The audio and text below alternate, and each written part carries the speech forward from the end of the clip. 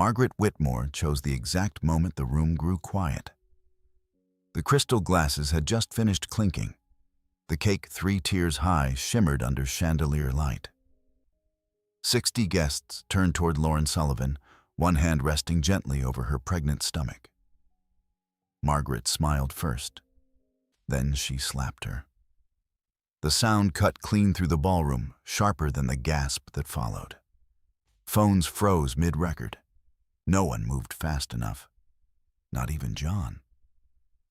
What none of them knew, what Margaret could not have imagined, was that 3 hours earlier, Lauren had closed a $27 billion deal. And power, unlike humiliation, leaves a paper trail. If you believe dignity should never be mistaken for weakness, stay with this story. Before we begin, tell me where you're watching from and what time it is there right now. Justice has a different rhythm in every corner of the world. And if stories about quiet strength and earned consequences matter to you, consider subscribing. Some truths deserve to be witnessed all the way through. Lauren Sullivan had learned long before she married into the Witmore family that silence was not the same thing as surrender. At 32, she had already built a reputation in Chicago's corporate legal circles as someone precise, unflappable, and relentless in preparation. Partners trusted her with transactions that spanned continents. CEOs lowered their voices when she spoke, not because she was loud, but because she was exact. She did not waste language. She did not posture. She documented. At home, however, documentation was quieter. The Witmore residence stood along the north edge of the Gold Coast, all limestone symmetry and inherited confidence. Oil portraits lined the staircase, men in navy suits, women in pearls. Legacy hung heavier than the chandeliers. John Witmore fit naturally into that hallway of ancestors. He carried himself with the casual assurance of someone who had never needed to introduce himself twice. His work in commercial real estate finance paid well, and he preferred that it be known. Not aggressively, just consistently. Lauren never corrected him when he implied he carried the larger financial weight in the marriage. That had been a decision. Early in their relationship, John had framed it as privacy. "Our family doesn't talk numbers," he had told her gently, "especially not at dinners. Mom values discretion." Lauren valued leverage. She agreed. Now, 5 months pregnant, she moved through the Witmore household with deliberate calm. Her heels had been replaced with low leather flats. Her tailored suits hung slightly differently at the waist. Her body was working harder than it ever had, and she carried that labor without commentary. Margaret Witmore noticed everything. Margaret was a woman who believed posture revealed character. She hosted charity galas and chaired boards whose missions were engraved in brass plaques.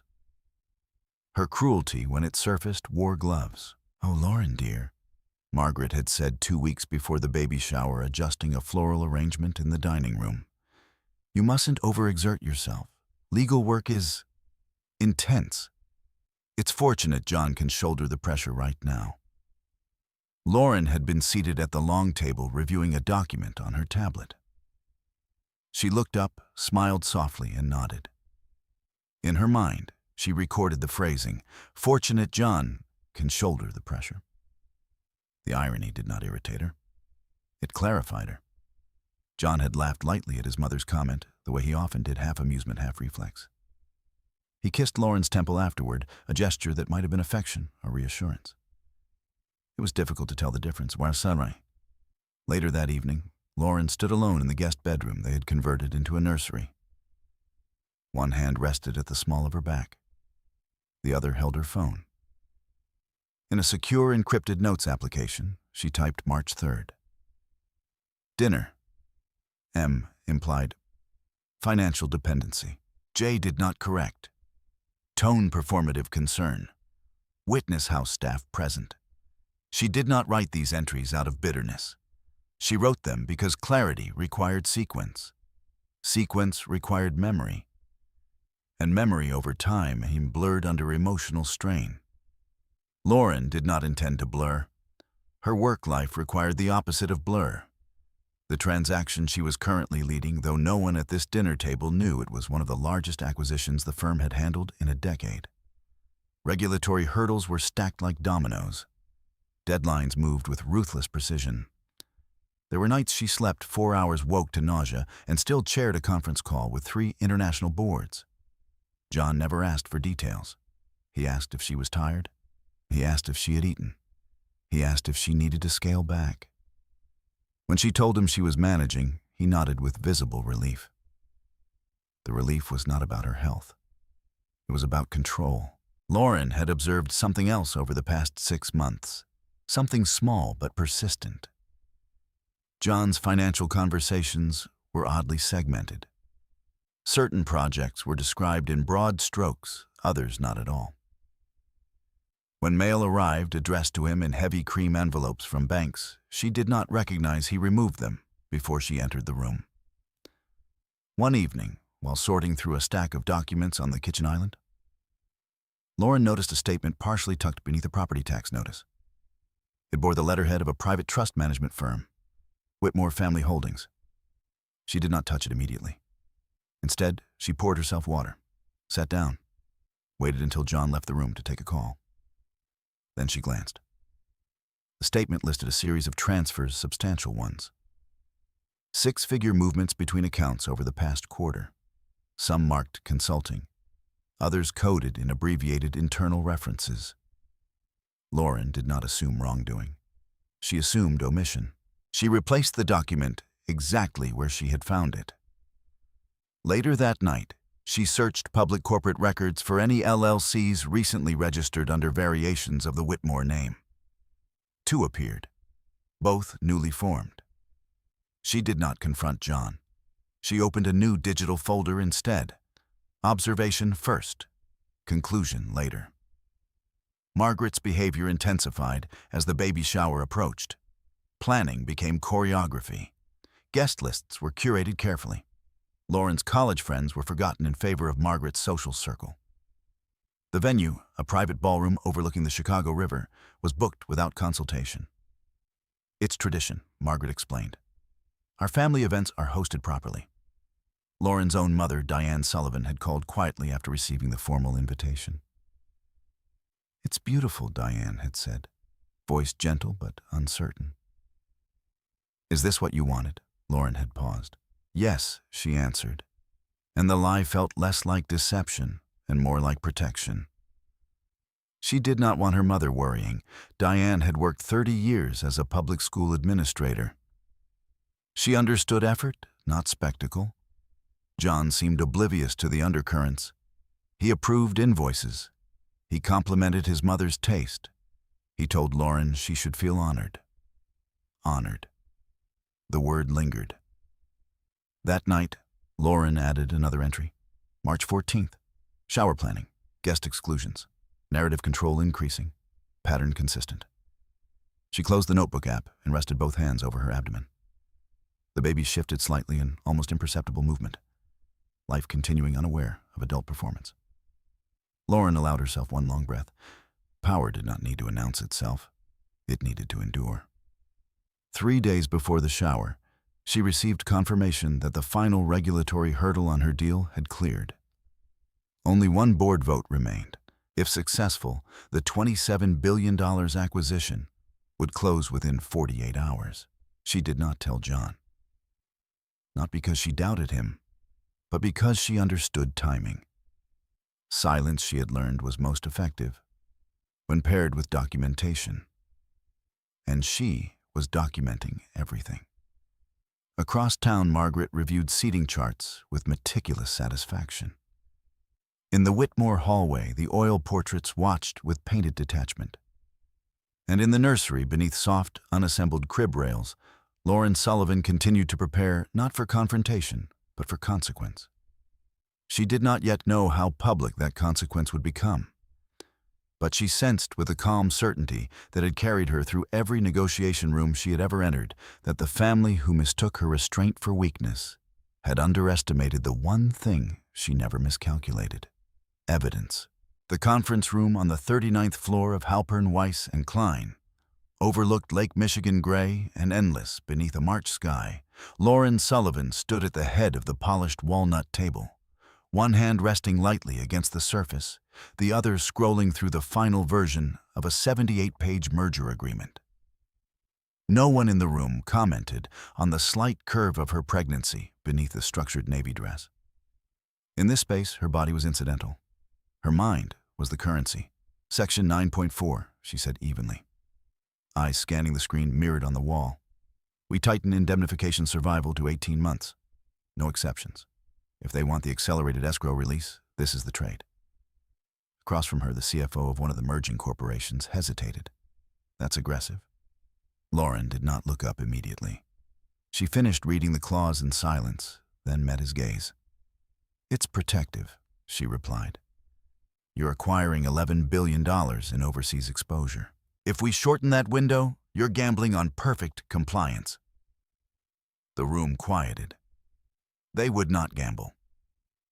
For 9 months, Lauren had structured this transaction, 2 multinational logistics conglomerates consolidating into one of the largest infrastructure platforms in North America. $27 billion in valuation. Regulatory review in 3 jurisdictions. Hundreds of employees waiting to learn what their futures would look like. And Lauren, 5 months pregnant, had held the architecture steady. The final board vote was scheduled for 3:00 p.m. At 2:52 p.m., she stepped into a private office to take the call. Her reflection in the glass showed fatigue at the corners of her eyes, but not doubt. She pressed her palm gently against her abdomen, an unconscious gesture. The call connected. Lauren, the chairman's voice said. The vote passed unanimously. There was no applause on the line, only the measured exhale of executives accustomed to large numbers. Proceed to closing, he continued. Lauren closed her eyes for 1 second. Just one. Understood, she replied. By 4:17 p.m., wire confirmations began to register. Escrow accounts funded. Signature pages circulated electronically.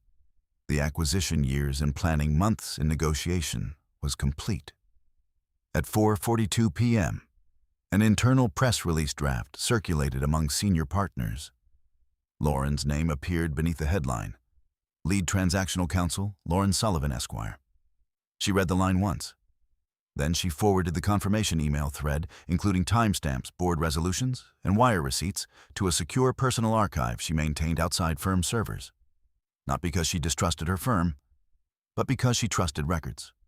Subject line closing confirmation, 27B transaction. She did not celebrate.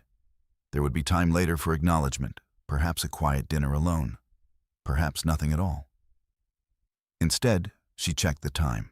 The baby shower was scheduled for the following afternoon.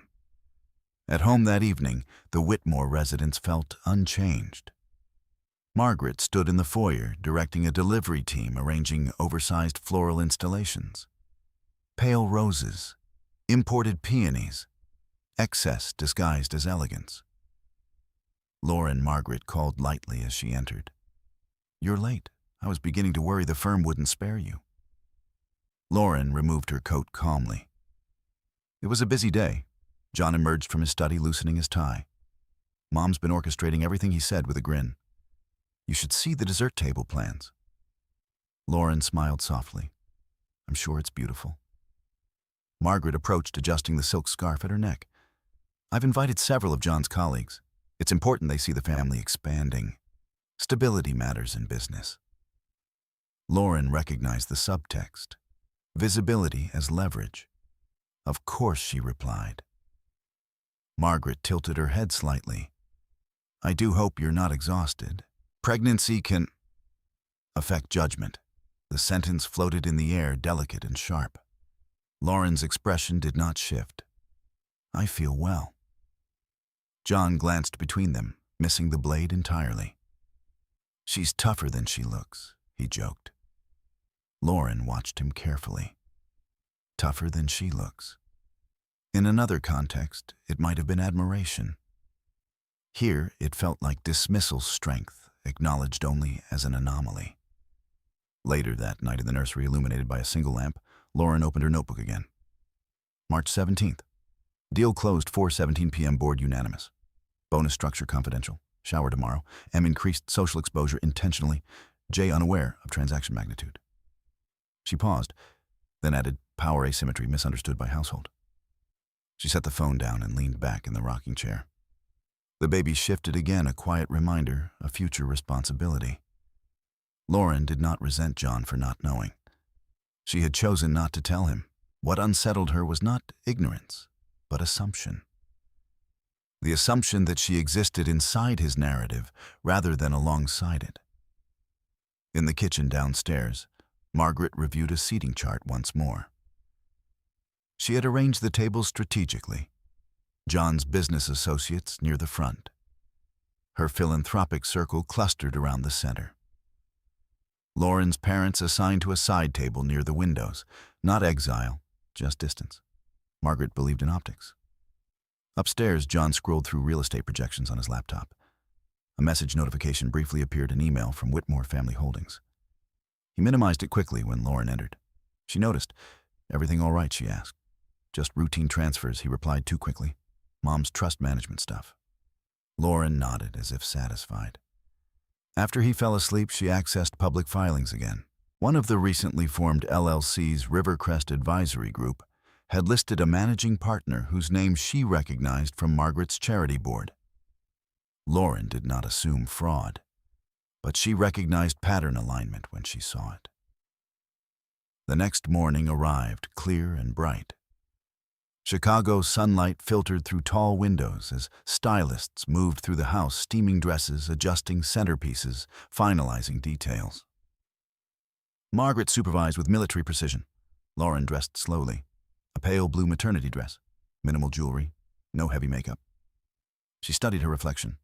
There was no visible trace of the previous day's triumph. No headline across her forehead announcing a $27 billion victory. No public recognition, only composure. John entered behind her, fastening his cufflinks. "You nervous?" he asked lightly. "About what, all the attention?" Lauren considered the question. "No," she answered truthfully. He kissed her cheek. "Mom's intense, but she means well." Lauren did not correct him. Downstairs, guests began to arrive. The ballroom by the river filled with controlled laughter and curated admiration. Crystal glasses chimed. Cameras positioned discreetly on tripods captured the event for social media montages. Lauren greeted each guest with measured warmth. She noticed the angles of the cameras, the proximity of Margaret's closest allies, the way her own parents stood slightly apart, polite but outnumbered. At 2:58 p.m., Margaret tapped her champagne flute gently. "May I have everyone's attention?" she called. The room quieted. Lauren placed one hand over her abdomen instinctively. 3 hours earlier, she had secured a transaction larger than most people in this ballroom could conceptualize. Now she stood beneath imported flowers, waiting for a different kind of negotiation to begin. The narrator knew what would follow. Lauren did not yet. But she sensed in the subtle tightening of Margaret's smile and the deliberate positioning of John beside his mother that something in this room had been staged long before she arrived. And unlike corporate contracts, family theatrics carried no indemnification clause. Margaret Witmore believed that tone was everything. A woman could humiliate another woman, she often thought, if she did it with enough refinement. The baby shower ballroom shimmered with curated warmth. Sunlight bounced off the Chicago River outside the floor-to-ceiling windows, scattering pale reflections across linen-draped turrets. Silverware gleamed. Crystal caught the light. A string quartet played something soft and tasteful near the entrance. Optics were immaculate. Lauren Sullivan stood near the center of the room, posture straight despite the strain in her lower back. She wore pale blue. Her hair was pinned simply at the nape of her neck. She did not compete with the decor. She allowed the room to perform. Margaret took the microphone. "Friends," she began, her voice smooth and well-practiced, "thank you for coming to celebrate the next generation of the Witmore family." Applause followed, polite, enthusiastic in measured degrees. Lauren noted the phrasing, not Lauren and John's child. The Witmore family's next generation. Margaret continued weaving a narrative about legacy, about stability, about how important it was for children to be raised in homes with structure and guidance. Her eyes drifted toward Lauren at specific moments, each glance calibrated. And of course, Margaret added lightly, "We're grateful John worked so tirelessly to provide such a secure future." A few guests nodded approvingly. Lauren stood still. John shifted slightly beside her, accepting the praise with modest amusement. He squeezed Lauren's hand briefly as if including her in the credit. She did not pull away. Margaret lowered the microphone and gestured toward a table stacked high with elaborately wrapped gifts. "Let's begin," she said. Lauren was guided to a decorative armchair placed deliberately at the front of the room. The positioning reminded her of a deposition witness, centered, illuminated, observed. Phones were raised discreetly. She sat. The first several gifts passed without incident. Plush blankets, silver rattles, embroidered onesies bearing the Witmore crest. Each item received appreciative gratitude. Lauren smiled, thanked, set them aside carefully. Margaret hovered nearby, narrating details to guests. "That one is from the Harringtons," she would say. "They've known John since prep school." Lauren opened a gift from her own mother, hand-knit baby booties in soft cream yarn. Margaret's smile tightened, almost imperceptibly. "How quaint," she murmured, just loud enough for the front tables to hear. "There's something very homespun about that." A few guests chuckled. Lauren lifted the booties gently. "My mother made them," she said evenly. "She started knitting when I was a child." She did not elaborate. Margaret stepped closer. "Well," she replied sweetly, "not everyone has the resources for luxury brands." The room shifted slightly. It was subtle. No sharp intake of breath, no overt discomfort, but something recalibrated. A line had been approached. Lauren placed the booties carefully back in the box. "Comfort doesn't always require luxury," she said quietly. Margaret's eyes hardened for half a second before smoothing again. John cleared his throat lightly. "Mom," he began, attempting levity, "let's not turn this into a budget seminar." Margaret laughed. "Of course not. We're simply celebrating how fortunate this child is." "Fortunate?" Lauren recognized the repetition. Another gift was placed in her lap, an envelope this time.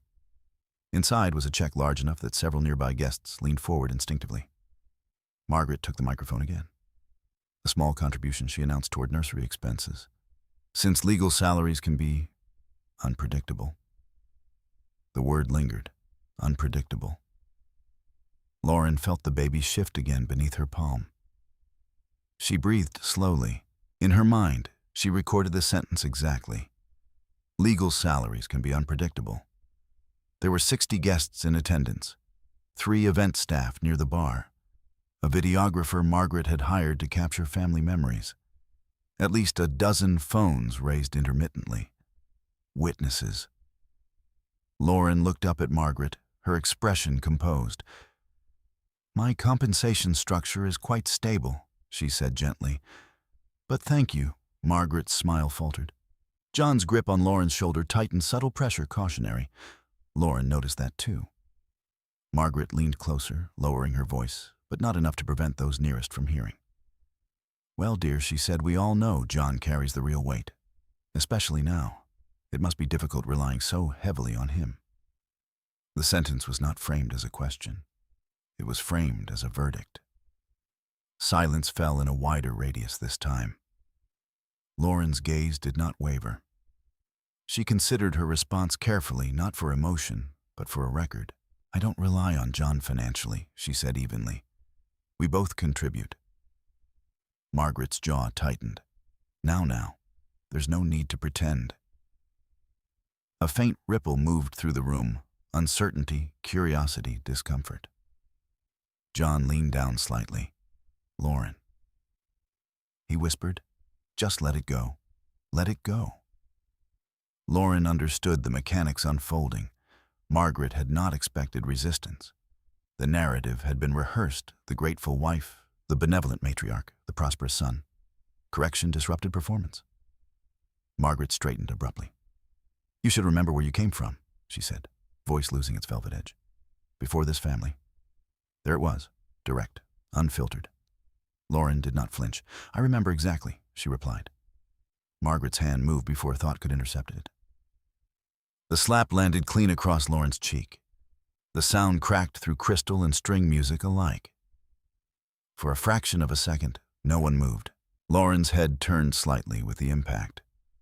Her palm instinctively braced against the arm of the chair. The room inhaled collectively. A phone near the third table remained raised, recording. Margaret's breathing was audible. John stared stunned, then reached toward his mother. "Mom." "It was disrespectful," Margaret snapped, though her voice trembled now. "She will not embarrass this family." Lauren slowly turned her face back toward center. A faint redness bloomed across her cheek. Her eyes were steady. She rose from the chair without haste. "Thank you all for coming," she said calmly. The composure unsettled more than tears would have. John stepped toward her. "Lauren, it was just—" She looked at him, not angrily, clearly. 3:42 p.m., she said softly. He blinked. "What?" 3:42, she repeated. Then she stepped away. Guests parted instinctively as she walked toward the exit. No dramatic rush, no raised voice. The videographer lowered his camera uncertainly. Outside, the March air was sharp against her skin. Lauren paused on the sidewalk, one hand resting again over her abdomen. Inside the ballroom, Margaret was already reframing the narrative. "She's emotional," she insisted to anyone who would listen. "Pregnancy hormones." John remained inside, torn between optics and pursuit. Lauren did not wait. In her car, she opened her phone. March 18th, 3:42 p.m. public assault. Approx. 60 witnesses. Video evidence likely. Verbal statements preceding act documented. She added one more line, escalation confirms pattern. Then she closed the app. Her cheek throbbed faintly, but her breathing remained steady. The narrator knew this moment would not define her by humiliation. It would define the beginning of procedure. Margaret had believed tone was everything. She had forgotten documentation, and documentation, unlike performance, does not fade under chandelier light. By the time Lauren Sullivan reached the underground parking garage, the tremor in her cheek had dulled into heat. Pain, she knew, was temporary. Documentation was not. She sat in the driver's seat for a full minute before starting the engine. Not because she was overwhelmed, but because she was sequencing. Event, witnesses, digital recordings, physical impact, verbal escalation. She replayed Margaret's exact words in her mind, capturing tone and order before memory softened them. "You should remember where you came from. Legal salaries can be unpredictable. You rely on John." Then the slap. Lauren adjusted the rearview mirror and examined the faint red mark on her face. It would likely darken before fading. Visible evidence mattered. She lifted her phone and took 2 photographs. One straight on, one angled. Timestamp automatically embedded. Then she drove. John arrived home 40 minutes later. Lauren was seated at the kitchen island, an ice pack wrapped in a dish towel resting lightly against her cheek. The nursery light glowed upstairs, unfinished and silent. He closed the door harder than necessary. "What just happened?" he demanded. Lauren did not answer immediately. She set the ice pack down, carefully folded the towel, once aligned its edges. "She struck me," she said. John exhaled sharply. "You embarrassed her in front of everyone." Lauren met his eyes. "She struck me." His jaw tightened. "You corrected her, publicly. She misstated facts. It was a baby shower, Lauren, not a deposition." The word hung between them. Not a deposition. Lauren recognized the implication. That truth was inappropriate in ceremonial spaces. That hierarchy superseded accuracy.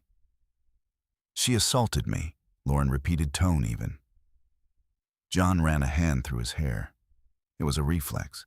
She felt disrespected. "Did you?" He hesitated. "That's not the point." Silence filled the kitchen. The refrigerator hummed softly. Outside, a car passed on the street. Lauren reached for her phone. "I've documented the incident," she said. There were approximately 60 witnesses. At least one visible recording device captured the moment when John stared at her. "You're not seriously considering doing something legal over this." "I'm considering facts." Over a slap, Lauren watched him carefully. The minimization was instinctive, not strategic. That made it more revealing. She made repeated statements implying financial dependency, Lauren said, then escalated physically when corrected. John's voice lowered. "Why couldn't you just let it go? Because she never let contracts go unsigned. Because she never left liability undefined. Because silence, when weaponized against her, required structure." But she did not say those things. "I'm pregnant," she replied instead. John exhaled again, pacing now. "Mom's already calling people trying to smooth it over. She says she lost her temper. She'll apologize." Publicly, he stopped. "She shouldn't have to apologize publicly," he said quietly. "That would damage her." Lauren felt something inside her settle into clarity. Damage her? "And me?" she asked. He did not answer. Upstairs, Lauren moved slowly through the nursery. The room smelled faintly of fresh paint. A crib box remained unopened near the wall. She sat in the rocking chair and opened her secure notes application again. March 18th. 5:06 p.m. J minimizes assault. Refers to correction as embarrassment. No acknowledgement of harm.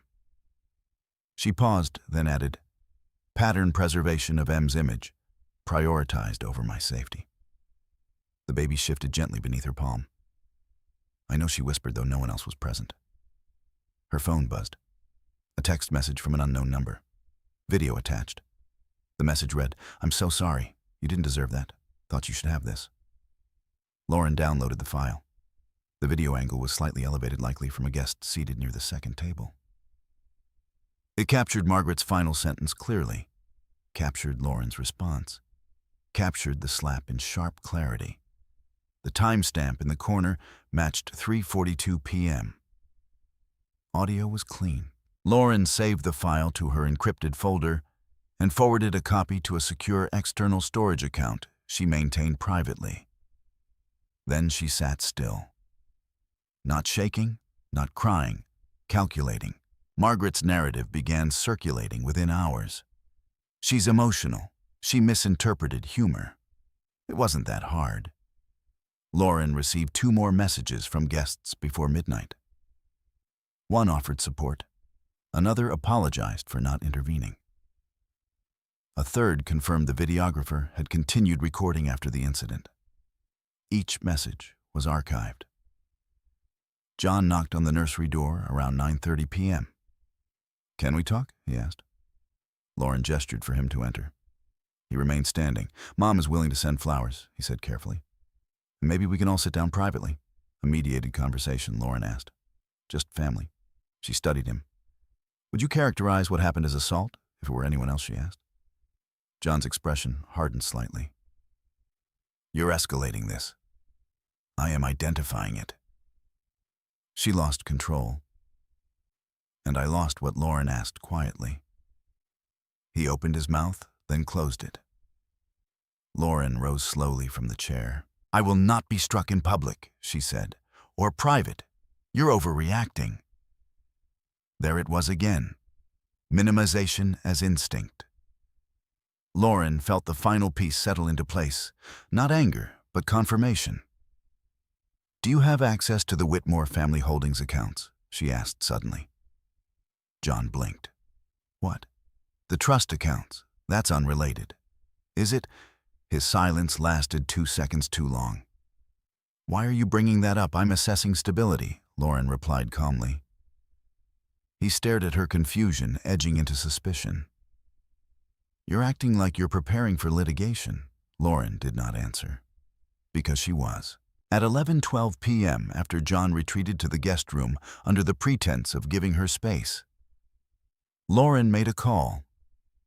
"Elena," she said when the line connected. Elena Ramirez had been her colleague in law school before shifting into high-level litigation. Sharp, uncompromising, discreet. "I saw a clip circulating in a private group," Elena said immediately. "Are you okay?" "Yes." A pause. Do you want to pursue this? Lauren looked at the nursery walls. Yes, civil or protective. Both, potentially. I need to review financial exposure first. Is there more there may be? Elena's tone sharpened. Start collecting everything. Video originals, witness names, medical documentation, if there's any physical mark. I already have photographs. Of course you do, Elena murmured. Lauren's voice remained steady. I will not announce anything yet. Good, Elena said. Silence is leverage.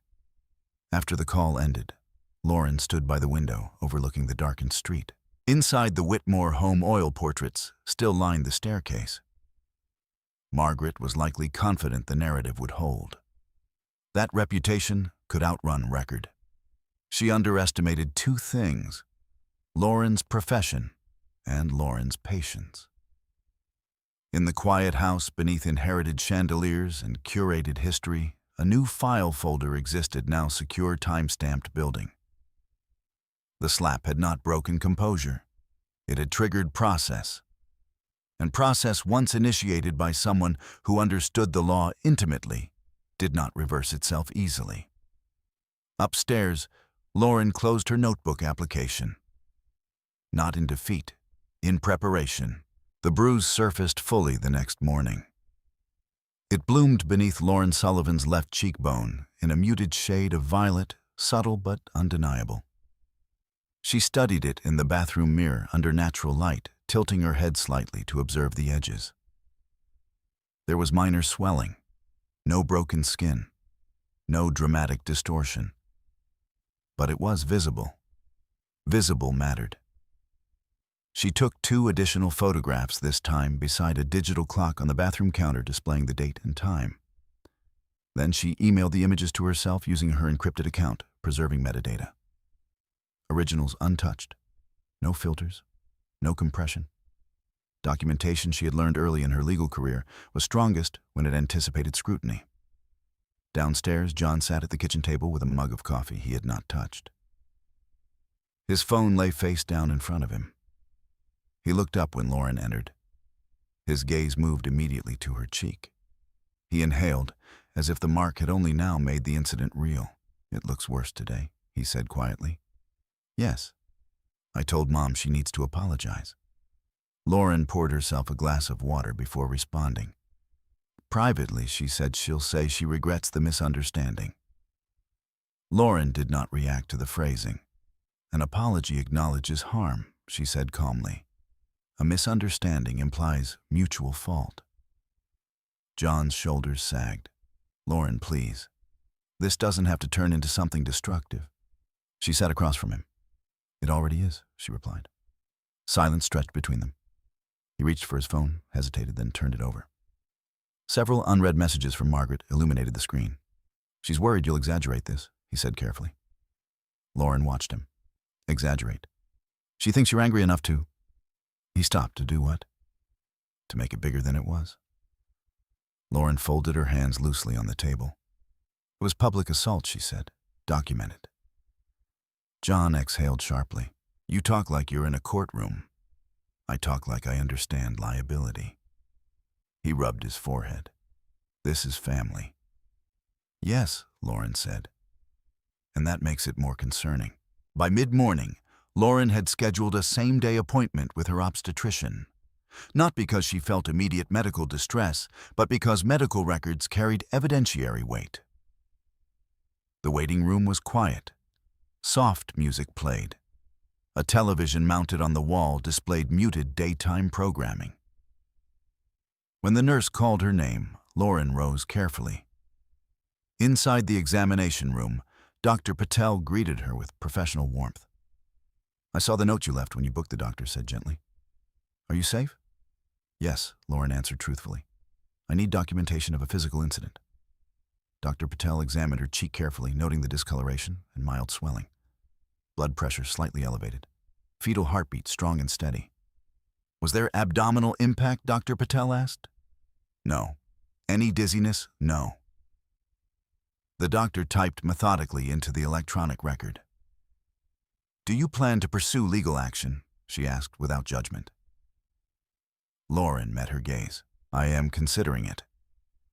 Then this will be in your chart, Dr. Patel said.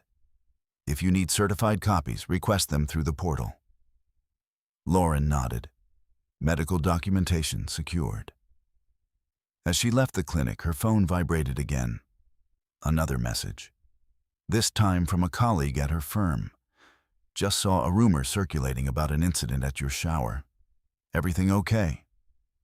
Lauren typed a brief reply, handled. Thank you. She did not elaborate. Her professional life would remain insulated from family chaos unless necessary. At home, she moved deliberately through the office space John rarely used. The filing cabinet in the corner held household financial records, tax returns, mortgage documents, insurance policies. She opened the top drawer calmly. Witmore Family Holdings appeared again in a folder labeled Trust Distribution. Lauren removed it. Inside were quarterly statements, each listing distributions to subsidiary entities. Rivercrest Advisory Group appeared repeatedly. She sat at the desk and reviewed the numbers carefully. Transfers had increased significantly over the past 6 months. 6 months ago, aligned precisely with the timeline of Margaret's intensified involvement in her and John's financial conversations. Lauren did not assume illegality. She assumed exposure. She photographed the statements without removing them from the house. Each page captured clearly. Then returned the folder exactly as she found it. No disturbance. If litigation emerged, she would subpoena formally. For now, she gathered awareness. That evening, Margaret arrived unannounced. Her car pulled into the driveway with practiced entitlement. John met her at the door before Lauren could reach it. They spoke in hushed tones in the foyer, but Lauren caught fragments. She's escalating. She can't seriously. You need to control this. Lauren stepped into view. Margaret straightened immediately. My dear, she said with forced softness, I came to smooth things over. Lauren observed her carefully. No remorse in the eyes, only calculation. You struck me, Lauren said evenly. Margaret's lips pressed together. You provoked me. John shifted uncomfortably. In front of 60 guests, Lauren continued. And a videographer.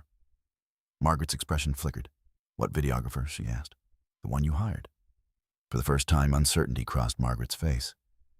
It was an emotional moment she recovered quickly. We are family.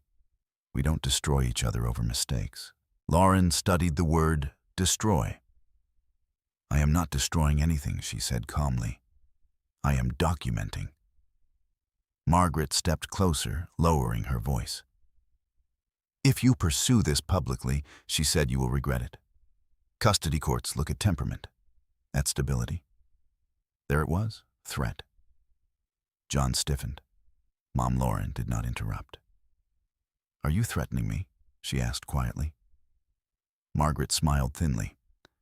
I'm advising you. Lauren held her gaze for several seconds. Then she reached into her pocket and pressed a button on her phone screen. The audio recording interface glowed silently. I appreciate clarity, Lauren said. Please continue. Margaret froze. John noticed the phone. Lauren, you're recording, Margaret snapped. Yes. Margaret's composure fractured briefly. This is absurd. Is it? Lauren asked gently. Margaret straightened her jacket. If you choose to behave like a stranger, don't expect to remain part of this family. Lauren felt something shift internally, not anger, but confirmation. I will remain part of my child's life, she said. That is sufficient. Margaret turned sharply toward John. You see what she's doing? John looked between them, trapped between loyalty and discomfort. Lauren stopped the recording after Margaret left. File saved. Timestamp intact. Threat regarding custody. Direct statement implying retaliation. She emailed the audio file to her encrypted archive. That night she called Elena again. There's financial irregularity, Lauren said. And now verbal threats tied to custody. Good, Elena replied calmly. Good for the case. Not good for them. I want to proceed carefully. We will. Lauren sat in the nursery again, the rocking chair creaking softly beneath her. File preparation, Elena continued. Chronology first. Then we decide on protective order. Lauren looked at the unopened crib box. I don't want spectacle, she said. You won't get spectacle, Elena replied. You'll get procedure. After the call ended, Lauren closed her eyes briefly. The bruise on her cheek would fade within days. The video would not. Margaret believed power resided in reputation. John believed power resided in unity. Lauren understood something they did not. Power, when documented correctly, resided in evidence. And evidence once assembled did not require raised voices to speak. The Witmore home felt different after the recording. Not louder, not colder, sharper. Lauren Sullivan moved through the rooms with the same measured calm, but now the air carried awareness. Every conversation had potential weight. Every sentence could become record. John noticed the shift, even if he did not fully understand it. He had started choosing his words more carefully. Margaret had stopped dropping by unannounced. Silence, Lauren knew, often preceded strategy. 2 days after the baby shower, the video began circulating beyond private messages. Not publicly yet. But within Margaret's social circle, the clip was being forwarded discreetly. Edited in some versions, cropped in others.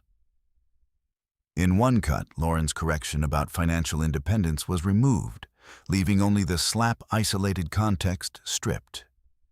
Narratives were already being curated. Lauren did not respond. Instead, she requested a full, unedited copy from the guest who had first sent it. The woman, whose name was Claire Donnelly, replied quickly. I'm so sorry, Claire wrote. Margaret asked people not to share anything. I kept the original. Lauren thanked her. Original file received. Metadata intact. Duration 3 minutes, 27 seconds. The slap was not isolated. It followed provocation. It followed repeated public diminishment. Sequence preserved. Lauren saved the file into a structured digital folder titled March 18th Incident. Subfolders Video Original. Photos Day 1 and 2. Medical record, OB visit, audio custody threat. Elena had advised organization before action. Lauren excelled at organization. John returned home early that afternoon. We need to talk, he said. Standing in the doorway of the study Lauren had begun using more frequently. She gestured for him to sit. I've spoken to a family attorney, he said carefully. Lauren did not react outwardly. About what she asked. About the implications of escalation. He struggled with the word, and Lauren prompted. He said pursuing charges would make things messy, that it could impact custody arrangements negatively. For whom, Lauren asked calmly. For everyone. She leaned back slightly. Did you tell him your mother threatened custody leverage, she asked. John's eyes flickered. No. Why not? Because she didn't mean it like that. Lauren's voice remained level. She stated I would regret going public and reference custody courts. She was emotional. So was she, when she struck me. John stood abruptly, frustration breaking through. Why are you doing this? Lauren watched him. Doing what? Turning this into litigation. She folded her hands. I am protecting myself and our child.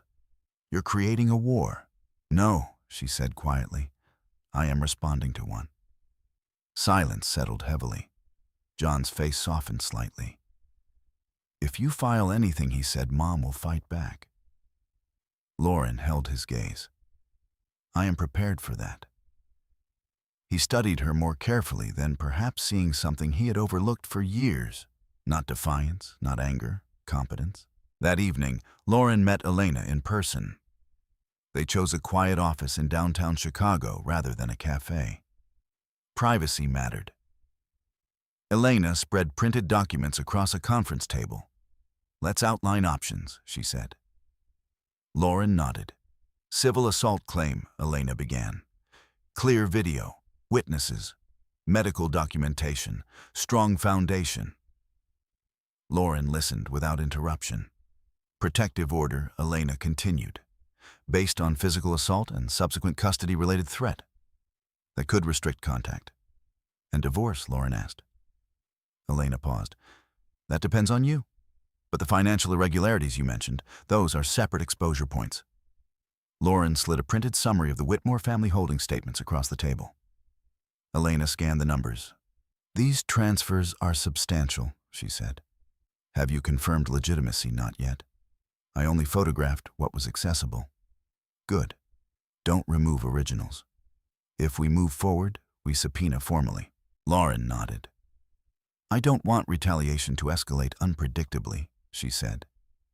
"It already has," Elena replied calmly. "The question is whether you respond strategically." Lauren rested her hands on the table. "I don't want spectacle," she repeated. "You won't get spectacles," Elena said. "You'll get procedure." Back home, Margaret called that night. Lauren let it go to voicemail. The message was brief. "I hope you're thinking rationally," Margaret said, voice tight but controlled. "Families survive mistakes by keeping matters private." Lauren saved the voicemail. Pattern insistence on privacy over accountability.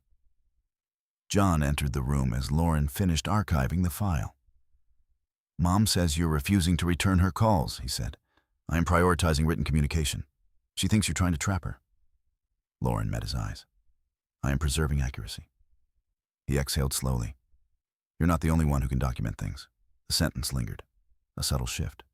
Lauren considered it carefully. "Is that a warning?" she asked. John hesitated. "No, just a reality." She nodded once. "I welcome documentation," she replied. He did not respond. Later that night, Lauren reviewed her firm's internal press release draft again. The $27 billion acquisition would go public within a week. Once announced, her professional profile would expand significantly. Media inquiries, industry recognition. Margaret's narrative of dependency would become untenable. Lauren did not intend to weaponize her success, but she understood its weight. Power imbalance often dissolved under transparency. She closed the document and placed her phone down. The baby shifted again, stronger now. "Soon," she whispered. Not to the child, to the process. The following morning, Elena sent a draft affidavit. Lauren read every line carefully. Statement of facts, chronology, verbatim quotes, reference to video evidence, medical documentation attached. No emotional adjectives, no inflammatory language, just record. Lauren made minor edits for precision, adjusting a timestamp, clarifying a sequence. Then she sent it back. Approved. Downstairs, Margaret was unaware that procedure had begun. She was meeting with two long-standing acquaintances at a private club, dismissing the incident as an unfortunate overreaction. Reputation, she believed, would outpace record. But reputation did not carry metadata. Back in the Witmore home, John stood in the foyer beneath the oil portrait's, phone in hand. He sensed something shifting beyond his control. Lauren emerged from the study, composed as ever. "Are you filing?" he asked quietly. "Yes," she answered. He swallowed. "For a protective order, yes." He searched her face for hesitation. There was none. "This will change everything," he said. Lauren considered that. It already has. She walked past him toward the staircase. Upstairs in the nursery, she placed one hand over her abdomen and one over the unopened box of crib rails. She did not feel triumphant. She felt aligned. The slap had been a moment. The response would be a process. And Lauren Sullivan understood process better than anyone in the Witmore household realized. Filing a protective order was not dramatic. There were no raised voices in the clerk's office, no swelling music, no cinematic declarations. There was fluorescent lighting, neutral carpet, a number dispenser humming softly beside a plastic sign that read, "Domestic Relations Division." Lauren Sullivan took a ticket and sat down. Her cheek had mostly faded to yellow at the edges. The visible bruise was no longer striking. But that, she knew, was irrelevant. The video was permanent. Elena sat beside her, a slim leather folder resting on her lap. "You don't have to look brave," Elena said quietly. "I'm not trying to," Lauren replied. She wasn't trembling. She wasn't crying. She was thinking. At the counter, she submitted the affidavit supporting exhibits attached in careful sequence. Exhibit A, video recording original. Exhibit B, photographs, time-stamped. Exhibit C, medical record OB, visit summary. Exhibit D, audio recording, custody-related statement. The clerk flipped through the documents methodically, then stamped the top page. A date for a preliminary hearing was assigned. Service would follow within 48 hours. Procedure had begun. John was served that evening, not Margaret. The protective order named Margaret Witmore as the respondent. But because the filing addressed potential harassment and custodial threats within the shared household, John received formal notice as an interested party. He stood in the foyer when the process server arrived. Lauren was upstairs. She heard the knock, heard the low exchange of voices, heard the shift in tone when John realized what the envelope contained. He climbed the stairs slowly. "She actually filed?" he said, the voice hollow. Lauren closed her laptop. "Yes." "For a protective order?" "Yes." He stared at her as though seeing her for the first time. "You could have warned me." "I did." When I said I was documenting?" He shook his head, pacing once across the nursery floor. "This makes Mom look violent." She was. "That's not how it will be seen." Lauren considered that carefully. "How will it be seen?" she asked. "As you attacking an elderly woman." "She is 62, Lauren replied evenly. "And she struck a pregnant woman in a room of witnesses." John's jaw tightened. "You're destroying the family." Lauren did not respond immediately. She stood slowly, steadying herself. "I am setting a boundary," she said. He looked at her cheek, now faintly discolored. It was one moment he insisted. It was the moment she lost control publicly, Lauren corrected gently. "I do not intend to wait for the private version." Margaret called within the hour. Lauren let it go to voicemail. The message was no longer composed. "This is outrageous," Margaret said, her voice sharp. "Do you have any idea what this will do to John's reputation?" "To the family, withdraw it immediately." Lauren saved the message. Exhibit E. Pattern of pressure following filing. Elena had warned her this would happen. "They will escalate emotionally before they recalibrate legally," Elena had said. Lauren anticipated both. The following morning, Lauren turned her attention back to finances. The Witmore family holdings documents she had photographed lingered in her thoughts. Transfers to Rivercrest Advisory Group, large sums labeled vaguely as consulting fees. She ran a deeper public records search. Rivercrest Advisory Group listed a managing member, Thomas Greer. Thomas Greer sat on the board of a charitable foundation chaired by Margaret Witmore. Lauren cross-referenced dates. Significant trust distributions had occurred within weeks of large foundation fundraising events. She did not jump to conclusions, but she noted alignment. If funds were being redirected improperly, that was a separate matter, civil or even criminal, depending on structure.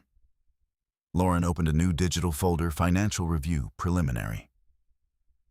Inside, she organized public LLC filings, trust distribution summaries, timeline alignment chart. No accusations, just data.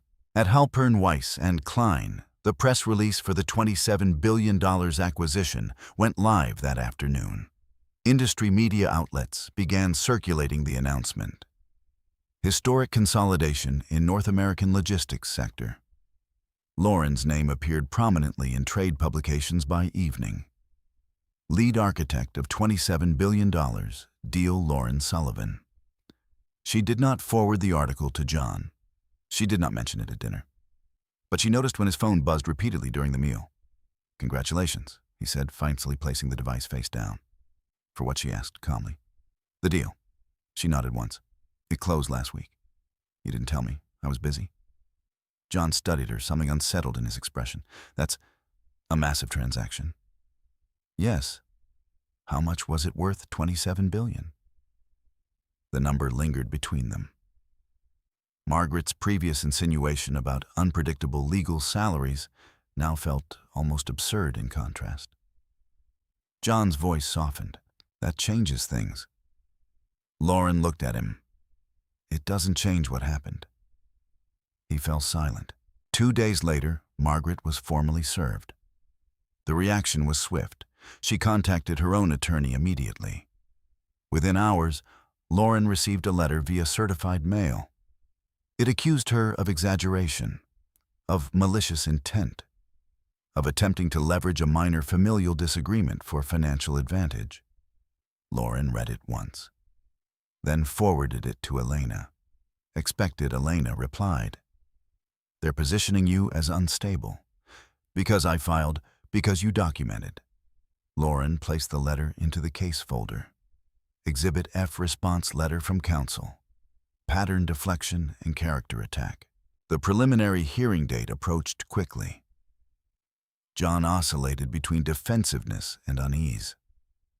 "You don't have to go through with testimony," he said one evening. "We could settle this privately." "On what terms?" Lauren asked. "An apology. Maybe a written statement. Admitting assault." He hesitated. She would never use that word. Lauren nodded. "That is the problem." Margaret, meanwhile, began contacting mutual acquaintances. "She's unstable," she told one. "She's overwhelmed with pregnancy hormones," she told another.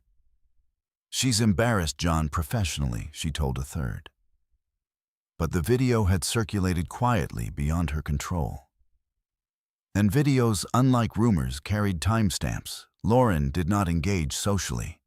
She focused on preparation. Elena structured questions for potential cross-examination, clarified factual sequence, reinforced calm delivery. No anger, Elena advised. Just facts.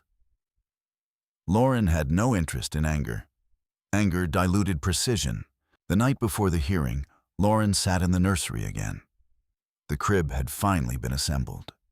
Clean white lines against soft gray walls. She ran her fingers lightly over the rail. John stood in the doorway. "I never thought it would come to this," he said. Lauren did not turn. It didn't have to. He swallowed. "You could still withdraw." She looked at him then. "Would you withdraw if someone struck you publicly?" she asked. He didn't answer. Silence stretched. The oil portraits downstairs bore witness to a different generation's standards. But the law did not operate on tradition. It operated on record. Lauren rested her hand over her abdomen, steady and composed. Tomorrow would not be spectacle. It would be procedure. And procedure, once initiated by someone who understood its architecture, did not collapse easily under pressure. Margaret believed reputation would save her. John believed unity would. Lauren believed documentation would. The court would decide which belief held weight. The preliminary hearing was scheduled for 9:00 a.m. Chicago's domestic relations courthouse did not carry the grandeur of federal courtrooms or the cinematic drama Margaret Witmore might have imagined. The building was functional. Beige stone, narrow hallways, fluorescent lighting. Procedure did not require elegance. Lauren arrived at 8:25 a.m., dressed in a charcoal maternity suit tailored with quiet precision. No dramatic jewelry, minimal makeup. Her bruise had faded completely now, leaving no visible trace of impact. But the video would supply that. Elena walked beside her leather portfolio in hand. "Remember," Elena said, softly measured answers. No embellishment. Lauren nodded. She had testified in depositions before. She understood how questions could be shaped to distort narrative.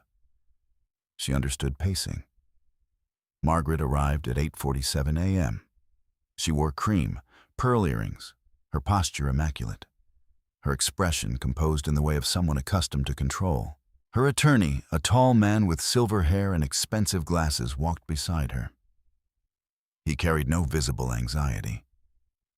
John stood between them for a moment, uncertain where to position himself. Lauren did not look at him. She took a seat on the wooden bench near the courtroom doors. Margaret's eyes lingered on her briefly, then shifted away. When the case was called, the room held fewer than 15 people. No press, no spectators beyond two unrelated parties waiting their turn. The judge, a woman in her late 50s with measured authority, reviewed the file silently before speaking. "Miss Sullivan, She said you are requesting a temporary protective order based on alleged physical assault and subsequent intimidation. Yes, Your Honor, Lauren replied.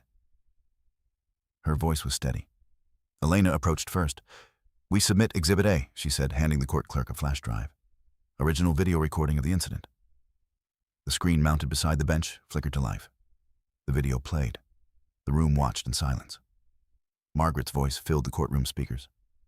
You should remember where you came from. Legal salaries can be unpredictable. We all know John carries the real weight. Then Lauren's calm correction. Then the slap. The sound was unmistakable. The judge paused the video. Is this unedited? She asked. Yes, Your Honor, Elena replied. Metadata available upon request. Margaret's attorney rose. Your Honor, my client acknowledges a brief physical contact, but disputes characterization as assault. Emotions were high. It was a private family event. Lauren did not react. The judge adjusted her glasses. A private family event with 60 guests and professional recording equipment, she noted dryly. Margaret's attorney continued. There was no ongoing threat, no repeated physical aggression. My client regrets the incident. The judge looked at Lauren. Did the respondent apologize directly to you, Miss Sullivan? No, Your Honor, Lauren replied. She described it as a misunderstanding, and the alleged intimidation Elena submitted, Exhibit D. The audio played. If you pursue this publicly, you will regret it. Custody courts look at temperament. The courtroom fell silent again. Margaret's expression tightened. That was taken out of context, her attorney interjected. The judge leaned back slightly. Miss Witmore, she said, addressing Margaret directly, did you make this statement? Margaret hesitated. I may have said something similar, she admitted carefully. But it was advisory, not threatening. Lauren remained still. The judge reviewed the affidavit again. Physical strike documented. Public setting. Subsequent statement referencing custody consequences. I am granting a temporary protective order pending full hearing. Margaret inhaled sharply. The judge continued. Miss Witmore, you are to refrain from direct contact with Miss Sullivan outside legal counsel communication. Any violation will result in further review. The gavel struck lightly. It was not dramatic. It was final for now. Outside the courtroom, Margaret turned toward John immediately. This is humiliating, she hissed under her breath. John did not respond. He looked at Lauren. I didn't think the judge would, he began. Evidence, Lauren said gently. He swallowed. You've turned my mother into a defendant. She did that herself, Lauren replied. Margaret stepped forward. You've made your position clear, she said coldly. Do not expect reconciliation. Lauren met her gaze calmly. I expect compliance. Margaret's attorney guided her away before she could respond further. By noon, Elena had filed additional discovery motions related to the Witmore family holdings transfers. Once litigation entered formal channels, financial disclosure became unavoidable. Timing is strategic, Elena explained later that afternoon. Their credibility has just been weakened in court. Judges do not favor parties who minimize recorded facts. Lauren nodded. Do you anticipate settlement attempts? She asked. Almost certainly, Elena replied, especially once financial review begins. Lauren thought of Rivercrest Advisory Group, of Thomas Greer, of foundation events. If funds had been misallocated, even unintentionally, the implications extended beyond family conflict. They extended into regulatory territory. John returned home early again. He stood in the kitchen, hands resting on the counter. She's furious, he said. Lauren poured tea slowly. She believes you embarrassed her intentionally. I did not intend embarrassment. Intent doesn't matter now, he said. This will follow her socially. Lauren considered that. It followed me, physically. He exhaled sharply. You're different, he said. Yes. He looked at her more carefully. I didn't realize how extensive your documentation was. Lauren did not answer. She did not need to. By evening, word of the protective order had quietly circulated within Margaret's circle. Not publicly reported, but known. Reputation began shifting subtly. Questions replaced certainty. At Halpern Weiss and Klein Lauren received a congratulatory email from a senior partner regarding the $27 billion acquisition. The press coverage had expanded. Industry analysts praised the structuring. Her professional stature strengthened. The contrast between public competence and private dismissal grew sharper. Lauren did not weaponize it, but she understood its inevitability. Later that night, she sat in the nursery again. The rocking chair moved slowly beneath her. She placed one hand over her abdomen. The baby kicked firmly now, strong, rhythmic. John appeared in the doorway. "I underestimated you," he said quietly. Lauren did not look up immediately. "In what way I thought you would absorb it," he admitted, "for peace." She lifted her gaze to meet his. "Peace without safety is silence," she said. He had no rebuttal. Margaret across town was meeting with her attorney again. Damage control discussions replaced social planning. "Financial records may be requested," her attorney warned. Margaret stiffened. "There is nothing improper," she insisted. "Then transparency will confirm that," he replied. She did not answer, because she knew transparency was rarely comfortable. In the Witmore hallway, the oil portraits remained unchanged. But the structure beneath the family image had shifted. Lauren had not raised her voice. She had not retaliated with humiliation. She had submitted record, and record once accepted by a court altered gravity. The slap had lasted less than a second. The consequences would last much longer. Lauren understood that fully. She rested her hand gently over the crib rail. Procedure had begun, and procedure once validated did not retreat easily under social pressure. The temporary protective order altered the geography of the Witmore family overnight. Margaret Witmore could no longer enter the Gold Coast residence without prior legal coordination. She could not call Lauren directly. She could not appear unannounced under the pretense of reconciliation. Contact, if any, would be filtered through attorneys. For Margaret, control had always been physical presence proximity tone. Now it was paper-bound. Lauren Sullivan felt the shift immediately. The house was quieter, not peaceful, just recalibrated. John moved through it differently, as though unsure which doors were still his to open. 3 days after the hearing, Elena called with an update. "They responded to our preliminary financial inquiry," she said. And Lauren asked, "Defensive, predictable. They claim all transfers were legitimate consulting fees."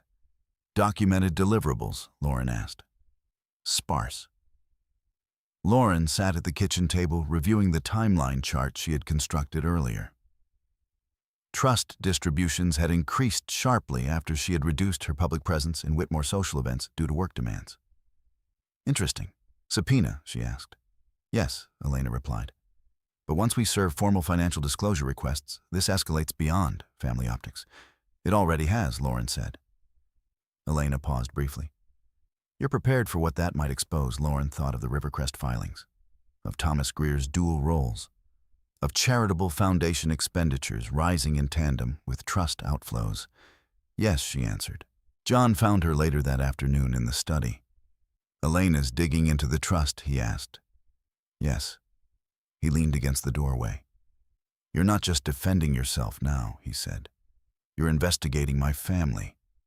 "I am following documented discrepancies," Lauren replied. "There's a difference, not legally." He stepped further into the room. "If this becomes a financial scandal, I am not creating one." Lauren interrupted gently. "If it exists, it exists." His expression hardened. "You don't understand what that could do to us?" Lauren met his gaze steadily. "I understand exactly what undisclosed financial exposure does in litigation." Silence filled the space between them. John exhaled. "You've changed," he said. "No," Lauren replied softly. You're just seeing me fully. Margaret's attorney formally responded to the financial disclosure motion within 48 hours. The language was polished, restrained. It emphasized long-standing family trust structures, generational asset management, routine advisory payments. But it did not include itemized consulting deliverables. Elena noticed that immediately. "They're describing services without attaching proof of services," she said. Lauren nodded, "Which means either documentation exists and they're stalling," Elena replied, "or it doesn't." Lauren folded her hands on the desk. "If funds were misallocated from a family trust for non-trust purposes, it becomes fiduciary breach." Elena finished. "Possibly more." Lauren did not smile. She did not need to. That evening, John received a call from his firm's compliance department. A routine inquiry framed casually. But someone had noticed the court docket entry linking the Witmore name to a protective order. And someone had seen the financial discovery motion filed shortly thereafter. "Is there exposure we should be aware of?" the compliance officer had asked. John assured them there was not. He was less certain after hanging up. Margaret requested a mediated meeting through counsel. Lauren agreed on the condition that it be recorded and attended by attorneys. The mediation was scheduled in a neutral conference room downtown. Margaret arrived composed but thinner, somehow control narrowing into tight edges. She did not look at Lauren initially. Her attorney opened. "My client is willing to issue a written statement acknowledging that physical contact was inappropriate," he said, "in exchange for withdrawal of extended financial discovery." Lauren listened without interruption. Elena spoke quietly. "The protective order remains necessary," she said, "and financial transparency is independent of personal apology." Margaret's composure cracked slightly. "This is extortion," she said sharply. Lauren finally spoke. "No," she replied calmly. "It is sequence." Margaret's eyes flashed. "You're leveraging one incident to dismantle decades of family structure." "I am responding to assault," Lauren said, "and evaluating fiduciary responsibility." The room stilled. Margaret looked at John. "Do you see what she's doing?" she demanded. John did not answer immediately, because he was beginning to see it differently. Not dismantling, structuring. The mediation ended without settlement. Margaret refused expanded disclosure. Elena filed formal subpoenas the next morning. Rivercrest Advisory Group, Witmore Family Holdings, Thomas Greer, all named. Procedure widened. At Halpern Weiss and Klein Lauren's reputation continued rising. The $27 billion acquisition had triggered follow-on interviews with industry publications. She accepted none. Focus remained local, private, precise. The contrast between her professional discipline and Margaret's public miscalculation was becoming harder to ignore within Chicago's interconnected business community. Reputation did not evaporate overnight, but credibility shifted under evidence. John confronted his mother 2 days later. "Did Rivercrest actually provide consulting services?" he asked directly. Margaret stiffened. "Of course. Where's the documentation?" She did not answer immediately. "These are standard advisory arrangements," she said carefully. "For what he pressed. For strategic philanthropy positioning." John stared at her.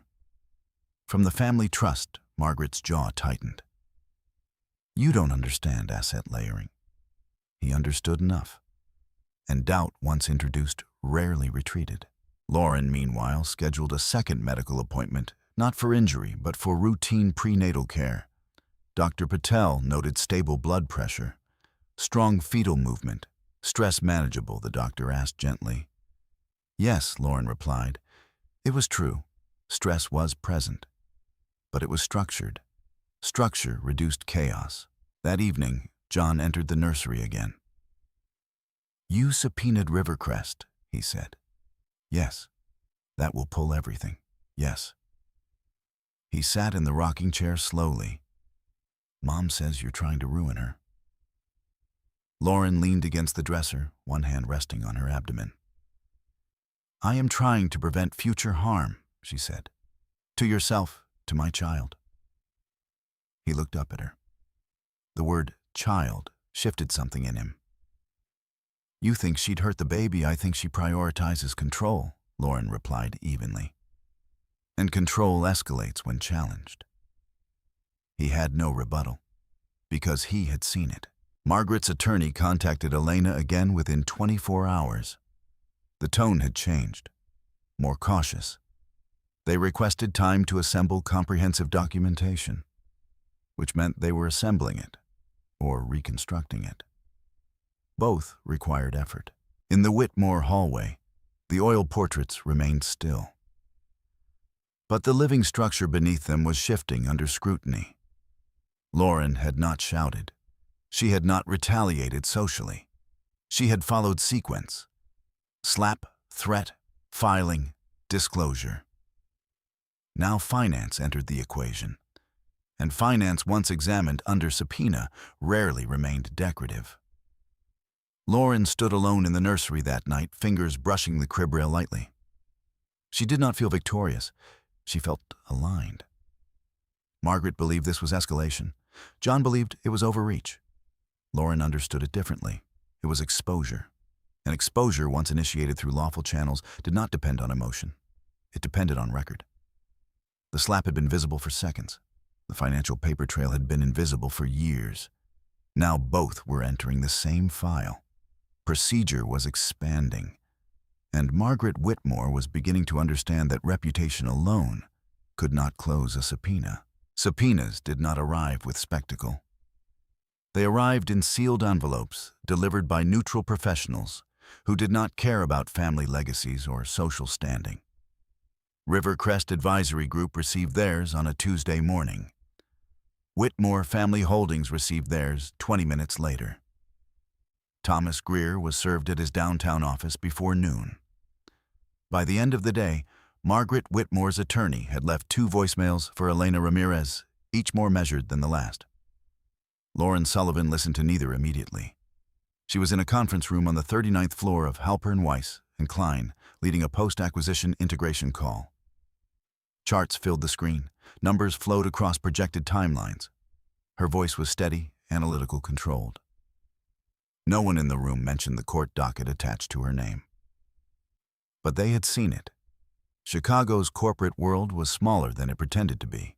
When the meeting concluded, Lauren gathered her files and returned to her office. Only then did she call Elena back. "They're requesting extension for document production," Elena said. "On what grounds, volume, complexity, historical archiving?" Lauren sat down slowly. "How far back are we demanding 5 years?" Lauren considered the timing. 5 years would predate her marriage. "Good," she said quietly. At the Witmore residence, tension had shifted from confrontation to calculation. John stood at the kitchen counter reviewing the subpoena language for the 3rd time. "All communications related to advisory services rendered," he read aloud. "Itemized invoices, proof of deliverables, correspondence between trustees and managing members." He looked up at his mother. "Do you have this?" Margaret's lips were pressed thin. "We have records," she said. "Itemized." She did not answer directly. "These structures are sophisticated," she replied instead. "You wouldn't understand." John's patience thinned. "Try me." Margaret stood. "Your wife is attempting to dismantle decades of financial planning because of a moment of emotional misjudgment." John inhaled sharply. "It wasn't just a moment," he said. Margaret's eyes flashed. "She provoked me. She corrected you." The word hung there. Margaret turned away. "You've been influenced," she said coldly. John did not respond, because he had begun reviewing bank summaries himself. Transfers were not insignificant. They were substantial. Lauren returned home late that evening. The house felt like a negotiation table now, quiet, layered, charged. John was waiting in the study. "I need transparency," he said without preamble. Lauren removed her coat carefully. "Regarding the trust." Rivercrest. She nodded once. I agree. He stared at her. You agree? Yes. His expression shifted confusion, perhaps even relief. I didn't know about some of the transfers, he admitted. Lauren watched him carefully. Were you a signatory number? Mom manages most of it. Lauren noted that internally. Fiduciary delegation without oversight. Risk concentration. Did you benefit directly from any of the advisory payments? She asked calmly. He hesitated. There were distributions, he admitted. But I assumed they were standard. Assumption is not protection, Lauren said quietly. He exhaled. You're treating me like a witness. I'm treating you like a participant. Silence followed. He lowered into a chair. If there's exposure, he said slowly, I need to know. You will, Lauren replied. 3 days later, the first document production arrived. Boxes, physical boxes, delivered to Elena's office. Lauren joined her that afternoon. They opened the first container methodically. Inside were binders labeled Rivercrest Advisory Strategic Consulting, Foundation Alignment Initiatives, Trust Disbursement Authorizations. Elena flipped through invoices. Many were generalized. Advisory services rendered. Strategic planning. Brand alignment consultation. No detailed breakdowns. No hourly logs, Elena murmured. Lauren reviewed dates. Several invoices corresponded precisely with weeks preceding high-profile fundraising galas chaired by Margaret. She turned another page. An email printout. From Thomas Greer to Margaret Witmore. Subject, allocation timing. The message read, We should route the next tranche before quarter close. Keeps optics clean. Lauren's eyes remained steady. Elena looked at her. That's ambiguous, Elena said carefully. Yes, Lauren replied.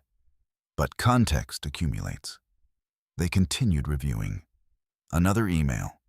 From Margaret to Thomas. Ensure documentation reflects advisory purpose if reviewed. Elena stopped. That one is not ambiguous, she said quietly. Lauren did not smile. She did not react emotionally at all.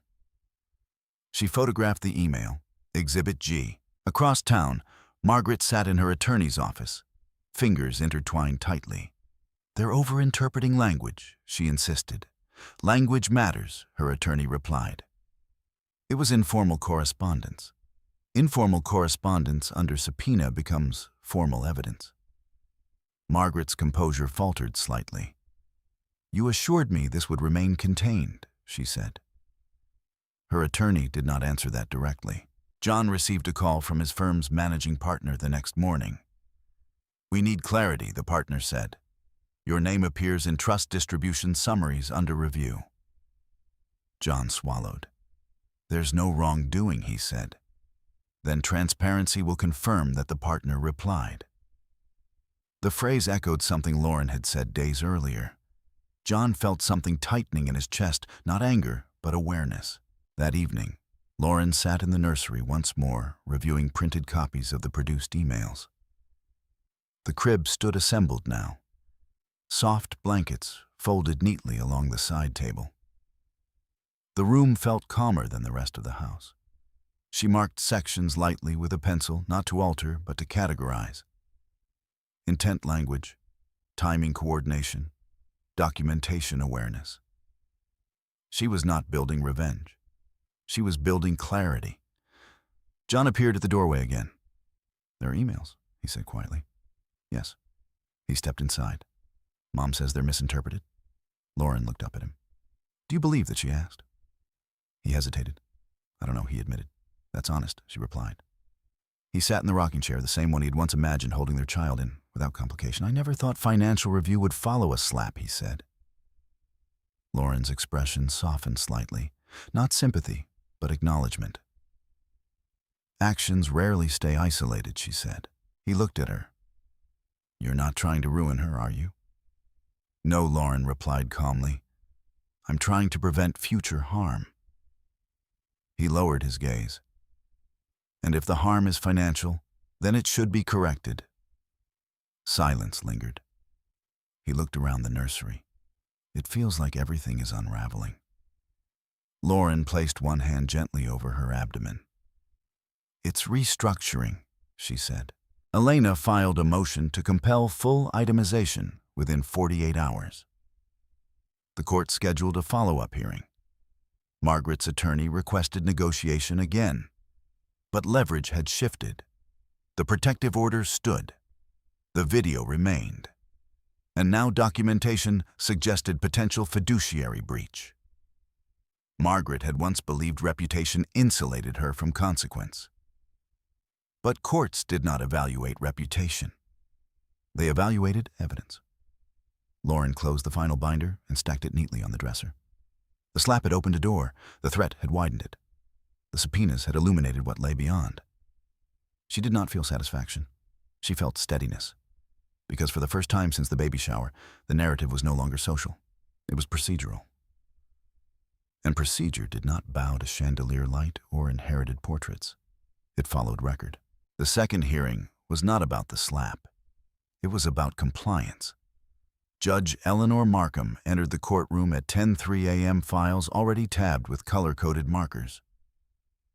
She had reviewed the motion to compel the initial document production and the follow-up objections filed by Margaret Witmore's counsel. Procedure had shifted from personal injury to financial disclosure. Lauren sat beside Elena, posture composed. The pregnancy was more visible now. The curve of her abdomen pressed gently against the front of her suit jacket. She felt the baby move, once steady and rhythmic. Across the aisle, Margaret looked smaller than she had at the baby shower. Not physically diminished, but recalibrated. Her pearls remained. Her posture remained straight. Control had narrowed into containment. Judge Markham began without preamble. "Counsel," she said. Glancing toward Margaret's attorney, the subpoena requested itemized documentation supporting advisory payments from Witmore Family Holdings to Rivercrest Advisory Group. What has been produced is generalized invoicing. Where are the deliverables? Margaret's attorney cleared his throat. "Your Honor, Rivercrest provided strategic consulting services over several years. The nature of those services does not always lend itself to hourly documentation." Judge Markham did not look convinced. "Strategic consulting without measurable output is difficult to evaluate," she replied, "particularly when trust funds are involved." Elena stood. "Your Honor, we have submitted email correspondence suggesting awareness of potential review and an intent to structure documentation accordingly." She handed the highlighted printout to the clerk. Judge Markham read silently for several seconds. "Ensure documentation reflects advisory purpose if reviewed." Her gaze lifted. "Miss Witmore," she said, addressing Margaret directly, "did you write this?" Margaret inhaled slowly. "Yes," she said. But it was taken out of context. "What was the context?" the judge asked. Clarifying administrative language, Margaret replied carefully. Judge Markham closed the file. "I am ordering full financial disclosure within 14 days. Itemized services, dates, deliverables, communications. Failure to comply will result in sanctions." The word sanctions landed quietly but firmly. Lauren did not react outwardly. Margaret's composure flickered. 14 days. Procedure did not accelerate emotionally. It advanced incrementally. Outside the courtroom, Margaret turned to her attorney. "This is absurd," she hissed. "There is nothing improper." Then transparency will confirm that her attorney repeated. Margaret's jaw tightened. John stood nearby silent. For the first time, he did not step automatically toward his mother. He looked at Lauren instead. "You didn't mention the emails before filing," he said quietly. "I did not need to," she replied. "You knew this would escalate." "I knew documentation existed," she corrected. He studied her face. "You're always 3 steps ahead," he said. Lauren did not smile. "I prepare," she answered. At Halpern, Weiss and Klein, the announcement of Lauren's $27 billion transaction continued to ripple through professional circles. Industry panels requested her participation.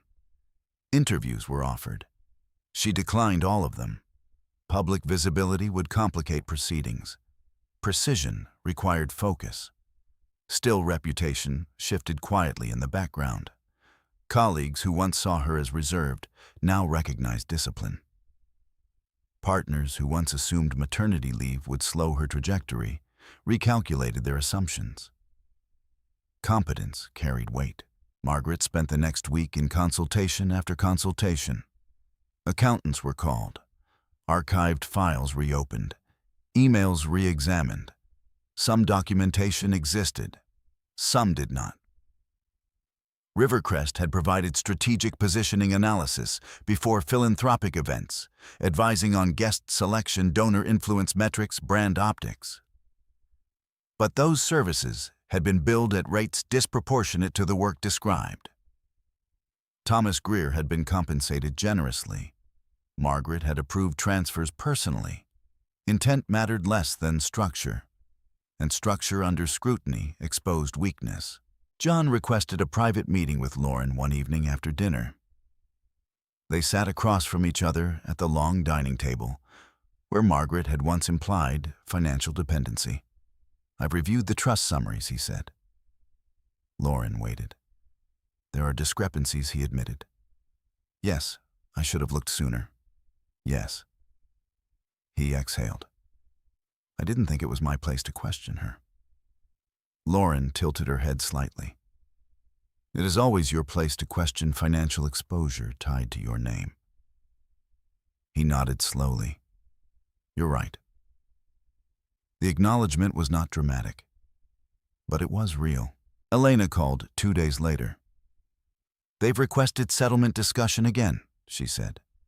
"Terms?" Lauren asked.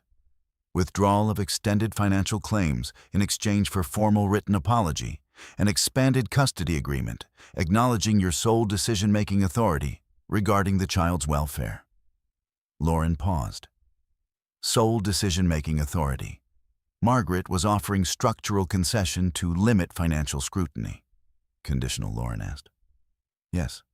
They want confidentiality regarding trust review." Lauren considered that carefully.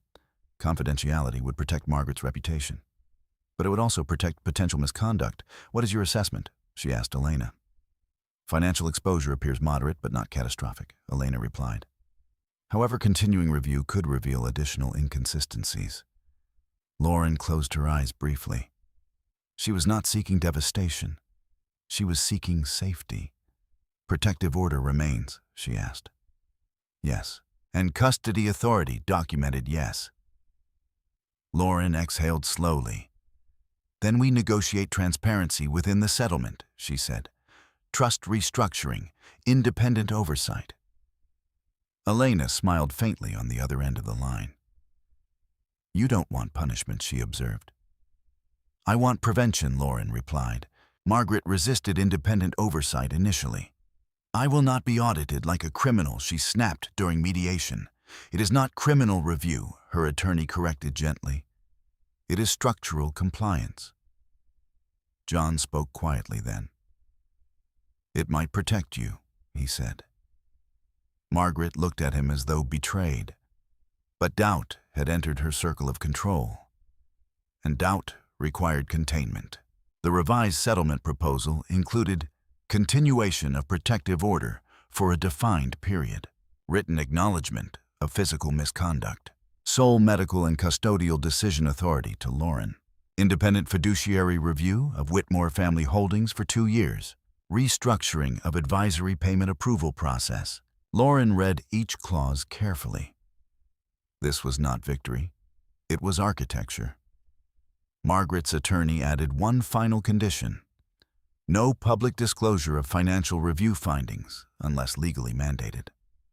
Lauren agreed, because transparency under court supervision would still exist. And silence this time would not be coercive. It would be strategic. The settlement was signed in a quiet conference room. No applause, no spectacle. Margaret's signature was deliberate but tense. John's was steadier. Lauren signed last. Ink dried quickly. Procedure closed one chapter and opened another. That evening, Lauren returned home to a house that felt less like contested territory. The oil portraits still watched from the staircase. but the architecture beneath them had shifted. John stood in the foyer. "It's done," he asked. "For now," Lauren replied. He nodded. "Mom won't contact you." "I know." He hesitated. "I didn't protect you," he said quietly. Lauren met his gaze. "You can protect our child," she replied. He swallowed. "I will." Upstairs, Lauren stood in the nursery once more. The crib was ready, the room calm. She placed one hand over her abdomen. The baby kicked firmly. The slap had lasted seconds. The process had lasted weeks. The outcome was not humiliation. It was boundary. Margaret retained her reputation, but not unchecked control. The trust retained its assets, but not unreviewed discretion. And Lauren retained something more important than vindication. She retained agency. Procedure had not destroyed the family. It had redefined its limits. And for the first time since the baby shower, the house felt aligned with record rather than performance. Lauren turned off the nursery light gently. There would be another hearing months from now to formally dismiss temporary orders and finalize custody documentation. But the structure was in place. And structure, once reinforced, did not collapse easily under inherited expectation. The settlement did not restore normalcy. It created distance. Margaret Witmore no longer arrived with floral arrangements or unsolicited advice. Her communication, when necessary, moved through counsel. Invitations to social events ceased not out of reconciliation, but calculation. Silence, once used as pressure against Lauren, now surrounded Margaret instead. And silence felt different when it was chosen. The independent fiduciary review began quietly. An outside accounting firm, one with no social ties to Chicago's philanthropic circuit, was appointed to examine Witmore family holdings. The review was not criminal. It was structural. Still, structure under scrutiny unsettled those who had grown comfortable with assumption. John received the first preliminary memo on a Tuesday afternoon. "Advisory compensation exceeds standard market range for described services," it read. He sat at his desk in his office overlooking Michigan Avenue, rereading the sentence. "Exceeds standard market range." Not illegal, but questionable. The memo continued documentation of deliverables inconsistent with payment frequency. John closed his eyes briefly. Across town, Margaret received the same memo. Her reaction was sharper. "This is technical," she told her attorney. "Strategic advisory cannot be quantified like billable hours." Her attorney responded carefully. "Perhaps, but perception under review matters." Perception had once been Margaret's greatest tool. Now it was vulnerability. At Halpern, Weiss and Klein, Lauren continued her work uninterrupted. The $27 billion acquisition had transitioned into integration phases. She chaired meetings with calm authority. Her pregnancy advanced steadily. The firm had adjusted her schedule without diminishing her role. A legal publication published a feature article on the transaction. Her photograph accompanied the headline, "Precision in High-Stakes Mergers, Lauren Sullivan." The image showed her composed, analytical, grounded. It circulated quietly through Chicago's corporate community. Margaret saw it. So did members of her board. Narrative shifted not through confrontation but through visibility. John returned home early that evening, the memo still in his briefcase. He found Lauren in the nursery folding small cotton blankets. "They flagged compensation irregularities," he said. Lauren looked up. "Yes." He stepped inside. "They're recommending restructuring advisory agreements." "That's reasonable," she replied. He hesitated. "They're also recommending repayment adjustments." Lauren paused, but only briefly. "To the trust?" she asked. "Yes." He swallowed. "It could amount to 7 figures over time." Lauren resumed folding. "Then adjustment is appropriate." He studied her. "You're not satisfied," he said. "I'm aligned," she answered calmly. He lowered himself into the rocking chair. "I used to think Mom controlled everything because she was the most capable," he said quietly. Lauren did not interrupt. Now, I'm not sure if she controlled everything because no one questioned her. That distinction matters, Lauren replied. Margaret requested a private conversation through counsel. Lauren agreed again, in a neutral setting again recorded. Margaret entered the conference room alone this time. No pearls, no elaborate scarf, just a navy suit and a tightened expression. "I will repay any overages recommended," she said without greeting. Lauren nodded. "I will restructure Rivercrest contracts." Lauren remained silent. Margaret's eyes flicked up. "You've made your point," she said. Lauren tilted her head slightly. "My point was never humiliation," she replied. "Then what was it?" Margaret asked, voice thin.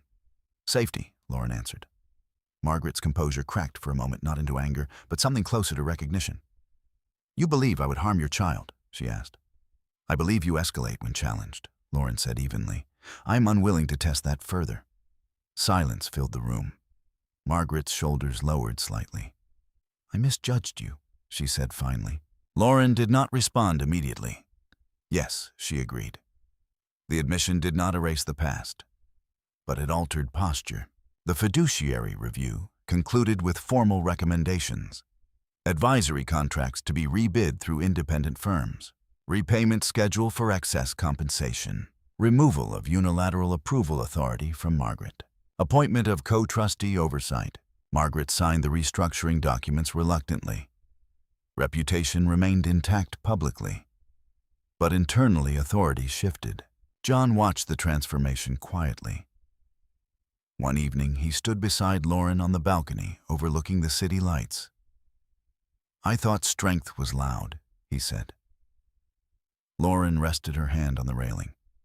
"Strength is consistent," she replied. He glanced at her profile. "You never raised your voice. I didn't need to." He nodded slowly. "I didn't protect you at the shower," he said again. Lauren met his gaze. "You can choose differently next time." He swallowed. "There won't be a next time." She held his eyes. "That depends on your choices." Margaret retreated from several social boards over the next month, citing family priorities. The narrative remained polished, but invitations arrived less frequently. Influence recalibrated quietly. Control, once assumed permanent, had limits now. Lauren's due date approached. The nursery was complete. Soft gray walls, white crib, a small shelf of carefully chosen books. The protective order remained in effect for its designated period. Margaret had not violated it. John had complied fully with custody authority clauses. Procedure had reshaped behavior without spectacle. One afternoon, a letter arrived addressed to Lauren. Handwritten. Margaret's handwriting was elegant, measured. Lauren opened it slowly. "I allowed pride to override judgment," the letter read. "I do not ask for forgiveness. I acknowledge error." The language was restrained. No excuses, no qualifiers. Lauren folded the letter carefully and placed it in her file. Not as sentiment, as record. The baby arrived on a quiet October morning. Labor was steady, controlled. Lauren focused on breathing on, sequence on outcome. John remained beside her the entire time. When their daughter cried for the first time, the sound filled the hospital room with something undeniable. Margaret was not present, not by order, by structure. Lauren held her daughter close, feeling the fragile weight settle against her chest. Safety, not dominance, not victory, safety. Weeks later, during the final custody documentation review, Judge Markham addressed the parties briefly. "The court appreciates compliance," she said. "May future disagreements remain within lawful boundaries." Margaret nodded. Lauren did not smile. Procedure had done its work. Not to destroy, to define. The oil portraits in the Witmore hallway still watched from gilded frames. But beneath them, authority was no longer assumed. It was balanced.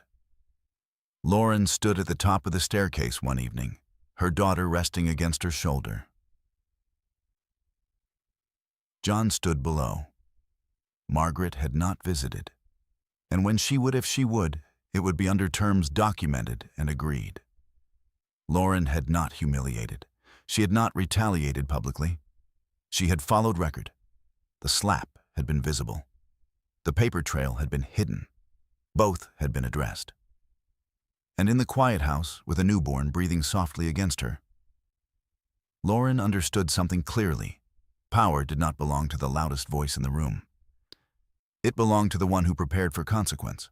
The final hearing was procedural, not adversarial. There were no raised voices, no dramatic objections, no gasps from spectators. Just paperwork. Lauren Sullivan sat at counsel table with her daughter, sleeping in a carrier beside her chair. The baby was 6 weeks old now, small, warm, steady. A quiet counterweight to months of tension. John sat on the opposite side of the aisle, not as opposition, but as respondent in the formal custody framework. Margaret sat 2 seats behind him, present but restrained. The protective order had expired, according to its timeline. The fiduciary restructuring had been completed. Repayment schedules were documented. Oversight mechanisms were in place. Now the court would formalize custody and financial disclosure compliance. Judge Markham reviewed the settlement packet once more. "Miss Sullivan," she said, looking over her glasses, "you are requesting sole medical and primary custodial decision-making authority with structured visitation parameters for extended family." "Yes, Your Honor," Lauren replied calmly. "And Mr. Witmore has agreed?" John nodded. "Yes, Your Honor." The judge's eyes moved to Margaret briefly. "Miss Witmore, you understand the boundaries outlined." Margaret's posture was straight, though less rigid than it once had been. "I do," she said. The judge tapped her pen lightly against the file. "The court finds the proposed framework reasonable and in the best interest of the child. Custody terms are hereby entered." The gavel touched wood with a muted finality. There would be no appeals, no additional motions, just structure. Lauren did not exhale visibly, but something inside her settled. Outside the courtroom, the hallway was nearly empty. Margaret approached slowly. "May I see her?" she asked, glancing toward the carrier. Lauren considered the request. The protective order had expired.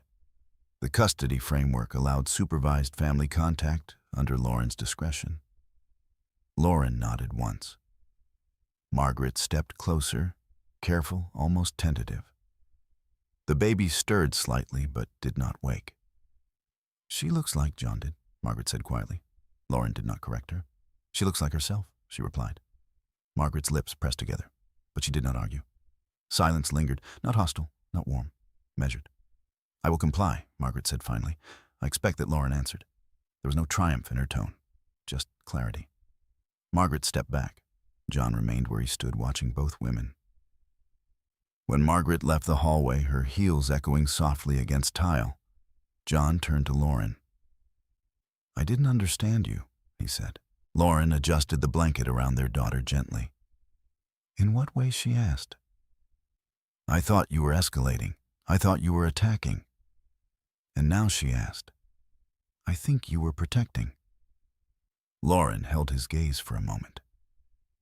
"Yes," she said. In the weeks that followed, the Witmore home felt quieter than it ever had. Not tense, just real. Margaret visited once under agreed terms. The meeting lasted 40 minutes. No raised voices, no commentary about legacy or financial dependence. When the baby fussed, Lauren picked her up immediately. No one questioned that authority. The fiduciary review continued in the background, though no further irregularities surfaced. Repayment installments were scheduled. Rivercrest advisory contracts were terminated. Thomas Greer quietly resigned from the foundation board. Margaret stepped down as chair months later, citing renewed focus on family. Reputation adjusted, but did not collapse. Consequence had been measured. Lauren returned to work gradually. Her firm accommodated her schedule without diminishing her role. She led calls with the same calm precision her daughter's photograph now placed discreetly on her desk. Colleagues treated her differently, not out of sympathy, but respect. Not because of the custody case, because of how she had handled it. Documentation without spectacle, boundaries without public humiliation. A partner pulled her aside one afternoon. "You've always been strategic," he said. "But this quiet controlled, that's something else." Lauren simply nodded. It was not something else. It was the same principle applied consistently. One evening, months after the baby shower, Lauren stood alone in the ballroom where it had happened. The venue was hosting a charity gala unrelated to the Witmore circle. She had been invited professionally, not socially. The chandeliers were the same, the polished floors unchanged. She stood near the place where the decorative armchair had once been positioned like a spotlight. The memory surfaced briefly, not sharp, not painful, just factual. 3:42 p.m., 60 witnesses, one slap. She did not feel anger. She felt distance. The moment had been loud. The response had been quiet. And quiet had reshaped everything. John joined her later that evening. "You didn't have to come," he said. "I know," she replied. They stood side by side, observing the crowd. "Do you regret it?" he asked after a moment. "Filing," she clarified. "Yes." Lauren considered carefully. "No," she said. "I regret that it was necessary." He nodded. "So do I." He looked at her profile, steady, composed, unchanged. "You left me a choice," he said. "I left you structure," she corrected. He absorbed that. Structure required participation.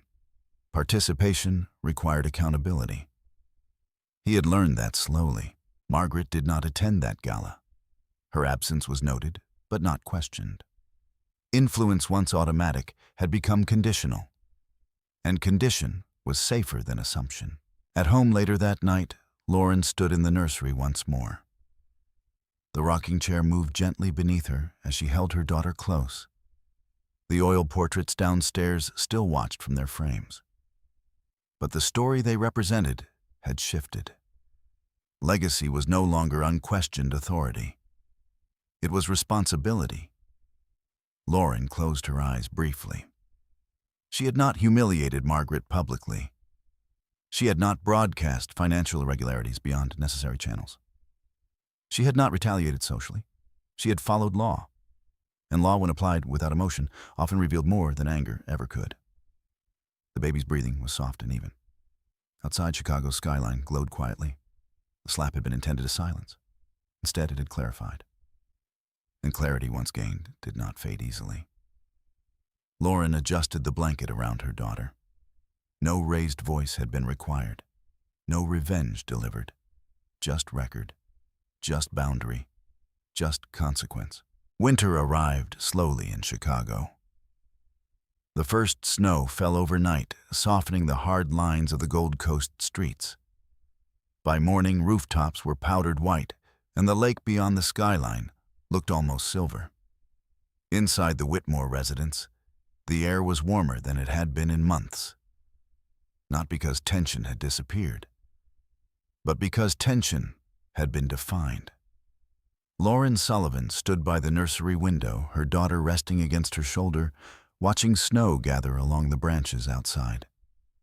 The baby was 3 months old now, alert, curious, steady in her gaze.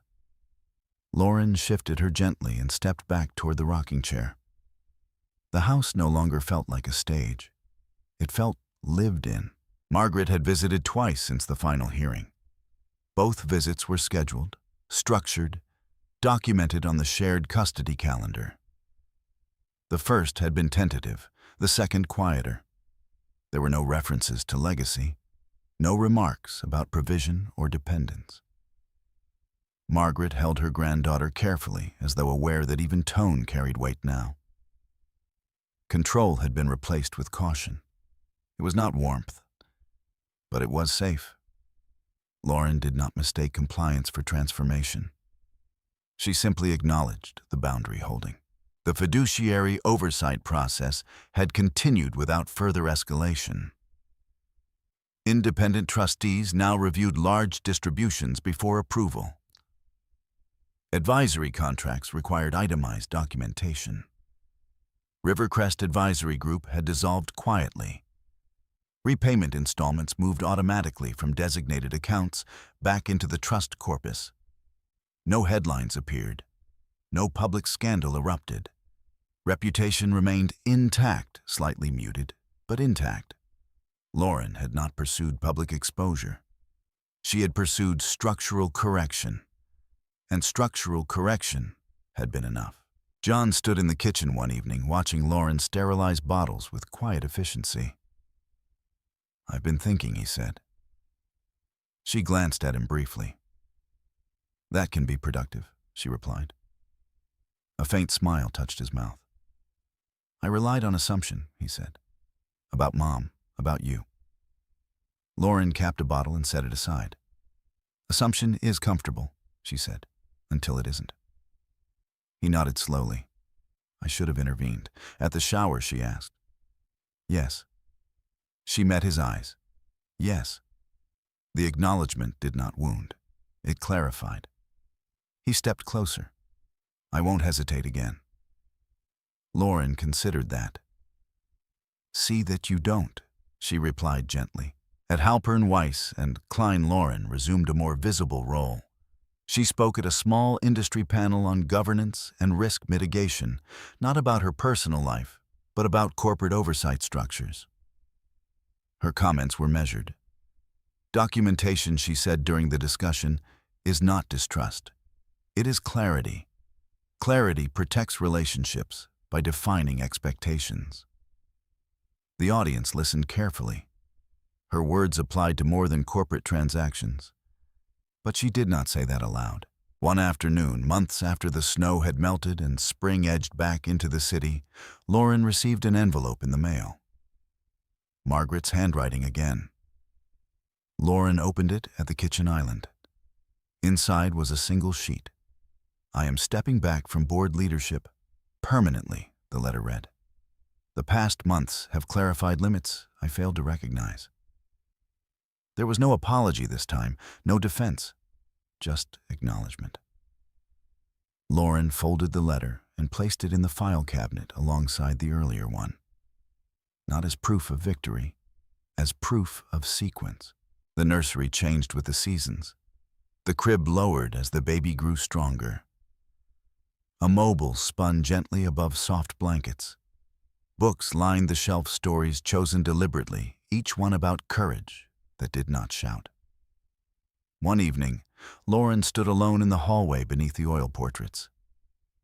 She studied the faces, men in tailored suits, women in silk gowns, generations preserved in curated stillness. Legacy had once meant unquestioned authority here.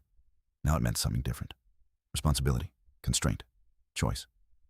John joined her quietly. "You're thinking," he said. "Yes." "About what?" "About what we teach her." He followed her gaze to the portraits. "She'll inherit all this," he said. Lauren shook her head slightly.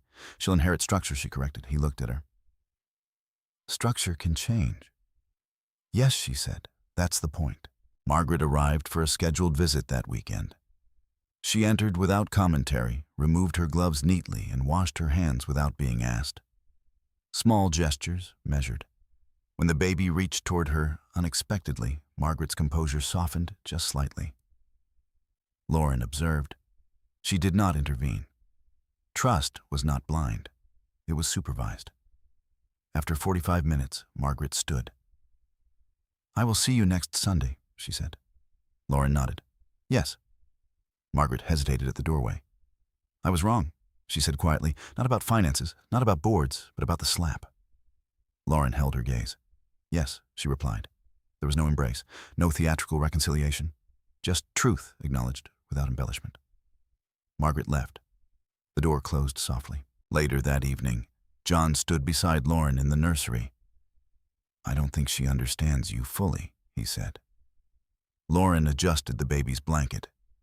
"She doesn't need to," she replied. He considered that. "She respects you now." Lauren did not answer. Respect earned through consequence was quieter than admiration. But it lasted longer. The ballroom where the slap had occurred continued hosting events. Chandeliers still glittered. Crystal still chimed, but the memory of that afternoon no longer held weight over Lauren. It had been a moment, a visible one. But moments did not define futures. Responses did. Lauren had not shouted. She had not retaliated publicly. She had not dismantled a family for spectacle. She had drawn a line, and she had held it. That was enough. On a quiet night, long after the baby had fallen asleep and the house settled into stillness, Lauren sat at her desk. She opened her secure notes application for the first time in weeks. The earliest entry from that season remained March 3rd. Dinner. Implication of dependency. She scrolled slowly. March 18th. 3:42 p.m. public assault.